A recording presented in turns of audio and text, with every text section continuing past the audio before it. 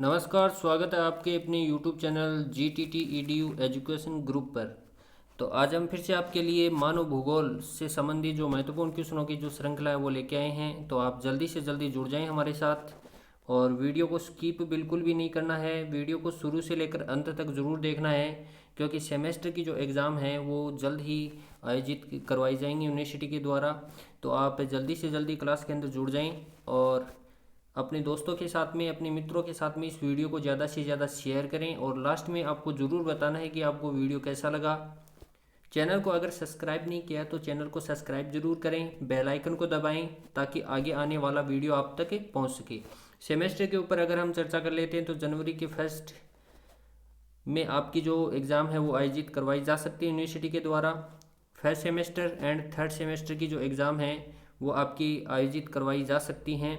तो आप की तैयारी बहुत अच्छी चल रही होगी, उम्मीद है मुझे। तो अब क्लास को स्टार्ट करते हैं और पहले क्वेश्चन की ओर यहाँ पर चलेंगे।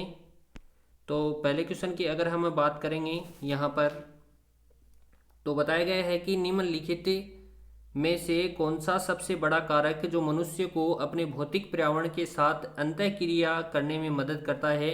तो पहला ऑप्शन है पशु, दूसरा ऑप्शन है प्राकृतिक घटनाएं, तीसरा ऑप्शन है प्रौद्योगिकी और चौथा ऑप्शन है उपरोक्त सभी। अगर इसके सही आंसर की बात करना चाहेंगे तो इसका जो करेक्ट आंसर है वो 3 नंबर ऑप्शन हो जाएगा, प्रौद्योगिकी। 3 नंबर ऑप्शन है वो इसका सही हो जाएगा। तो आप भी, जब मैं क्वेश्चन पढ़ता हूँ तो आप भी साथ साथ इस क्वेश्चन का जवाब है वो कमेंट बॉक्स में देने का प्रयास से ज़्यादा करें, ताकि आपको भी पता चल सके कि हाँ मेरी तैयारी है वो किस दिशा की ओर जा रही है।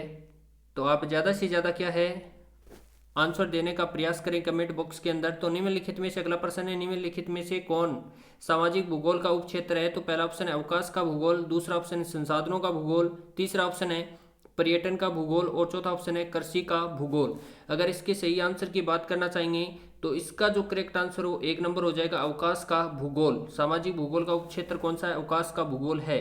इसके बाद में अगले प्रश्न के ऊपर चर्चा कर लेते हैं। 3 नंबर क्वेश्चन आपके सामने, इनमें से एक विकल्प मानव भूगोल के लिए एक दृष्टिकोण नहीं है। तो पहला ऑप्शन है मात्रात्मक क्रांति, दूसरे ऑप्शन है क्षेत्रीय विभेदन, तीसरा ऑप्शन है क्षेत्रीय विश्लेषण और चौथा ऑप्शन है यहाँ पर स्थानिक संगठन।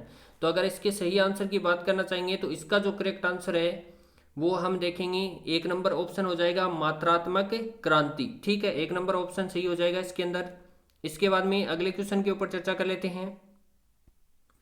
तो बहुत ही महत्वपूर्ण क्वेश्चन है, निम्नलिखित में से कौन सा कथन भूगोल का वर्णन नहीं करता है। तो पहला ऑप्शन है एक एकीकृत अनुशासन, दूसरा है मानव और पर्यावरण के बीच अंतर संबंधों का अध्ययन, तीसरा ऑप्शन है द्वैतवाद के अधीन और चौथा ऑप्शन है प्रौद्योगिकी के विकास के कारण वर्तमान समय में प्रासंगिक नहीं है।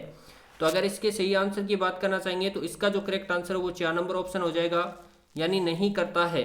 तो प्रौद्योगिकी के विकास के कारण वर्तमान समय में प्रासंगिक नहीं है। इसके बाद अगले प्रश्न के ऊपर चर्चा कर लेते हैं। निम्नलिखित में से किस अवधि में मानव भूगोल में स्थानिक संगठन दृष्टिकोण का उद्भव हुआ था या उदय हुआ था। तो पहला ऑप्शन है 1960 के दशक के अंत से 1970 के दशक के प्रारंभ तक, दूसरा ऑप्शन है 1950 के दशक के अंत से 1960 के दशक के अंत तक, तीसरा ऑप्शन है 1970 के दशक और चौथा ऑप्शन है 1990 के दशक में।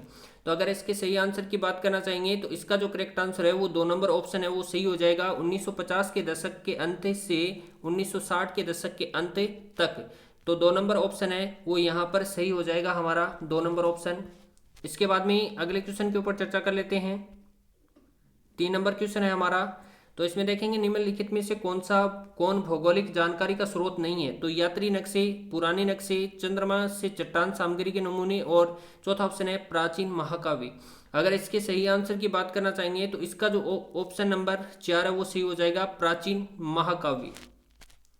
इसके बाद अगले प्रश्न के ऊपर चर्चा कर लेते हैं।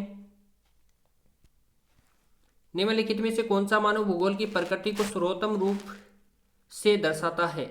तो पहला ऑप्शन है इसमें केवल मनुष्य द्वारा निर्मित सभी तत्व शामिल हैं, दूसरा ऑप्शन है इसमें केवल प्रकृति द्वारा निर्मित सभी तत्वों को शामिल किया गया है, तीसरा ऑप्शन है इसमें मनुष्य और प्रकृति दोनों द्वारा निर्मित सभी तत्व शामिल हैं, चौथा ऑप्शन है उपरोक्त में से कोई नहीं।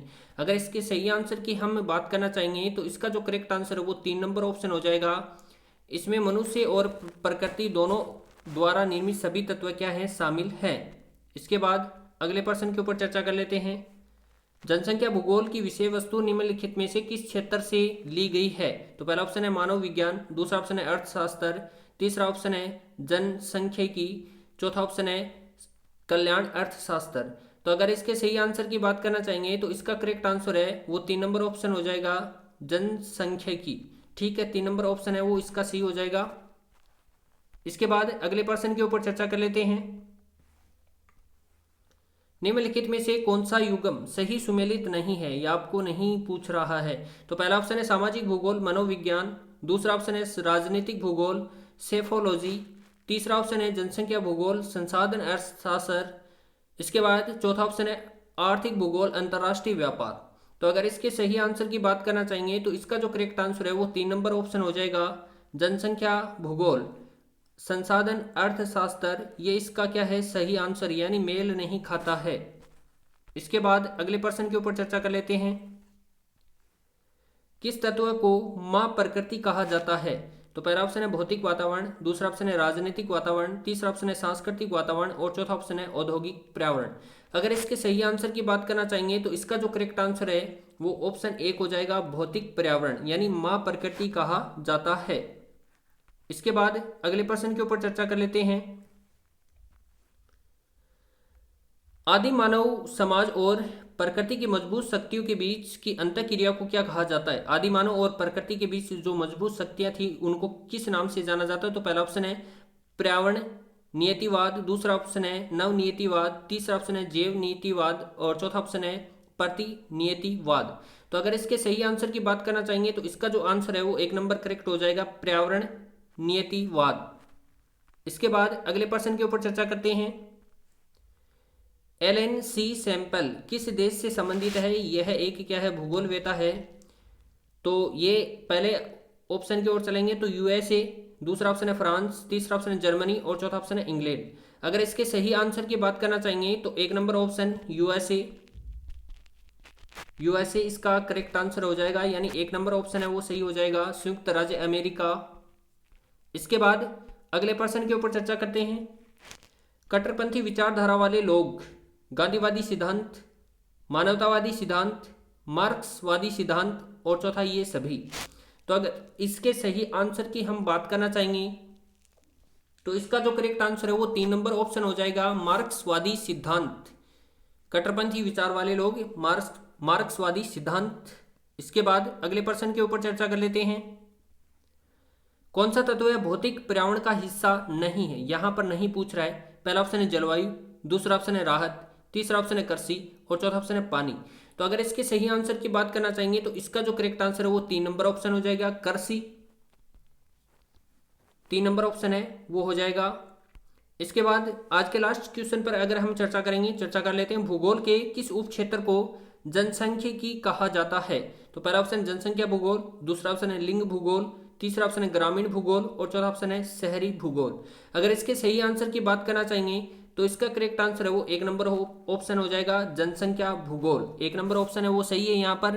तो आपको वीडियो कैसा लगा ये जरूर बताना, और चैनल को अगर सब्सक्राइब नहीं किया तो चैनल को सब्सक्राइब जरूर करें, बेल आइकन को दबाएं ताकि आगे आने वाला वीडियो आप तक पहुंच सके। धन्यवाद।